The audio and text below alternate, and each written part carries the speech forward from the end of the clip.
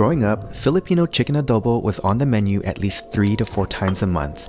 And in my opinion, it's in the top 3 for ultimate Filipino comfort foods. And if you've wanted to make this but feel a little intimidated, then this recipe is for you. What I love most about Mark Bittman's chicken adobo recipe is the reduced sabaw, which means soup in Tagalog.